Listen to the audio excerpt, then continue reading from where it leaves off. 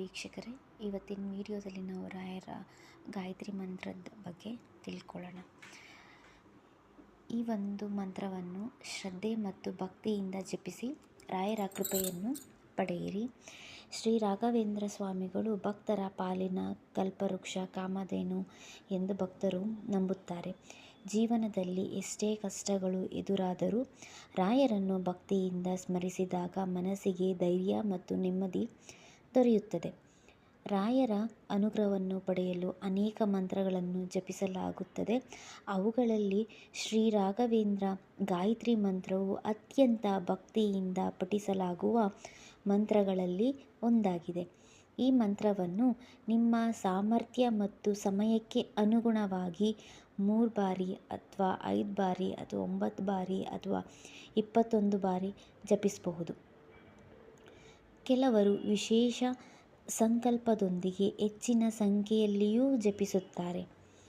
ಅಥವಾ ಗುರುವಾರ ರಾಯರ ವಿಶೇಷ ದಿನವೆಂದು ಭಾವಿಸಿ ಆ ದಿನ ಭಕ್ತಿಯಿಂದ ಮಂತ್ರ ಜಪಿಸಬಹುದು.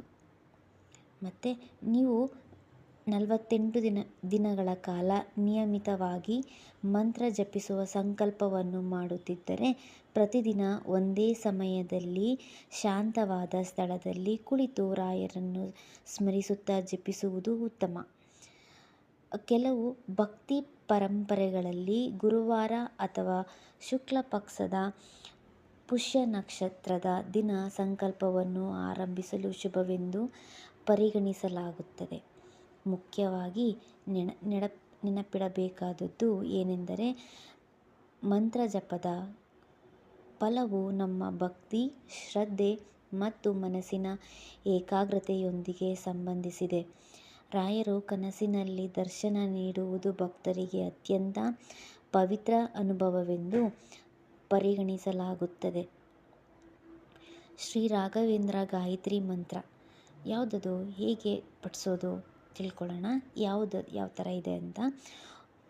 ಓಂ ವೆಂಕಟನಾಥಾಯ ವಿದ್ಮಹೇ ಸಚ್ಚಿದಾನಂದಾಯ ಧೀಮಹಿ ತನ್ನೋ ರಾಘವೇಂದ್ರ ಪ್ರಚೋದಯಾತ್.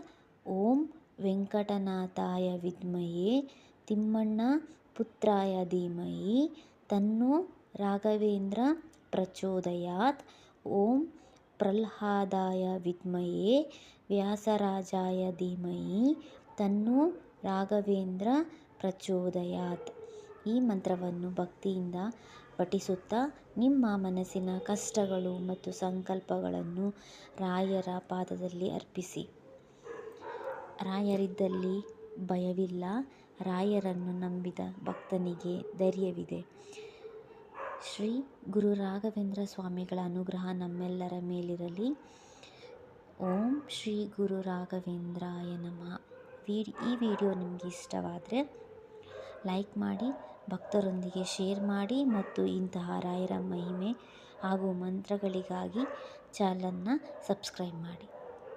ನಮಸ್ಕಾರ ವೀಕ್ಷಕರೇ.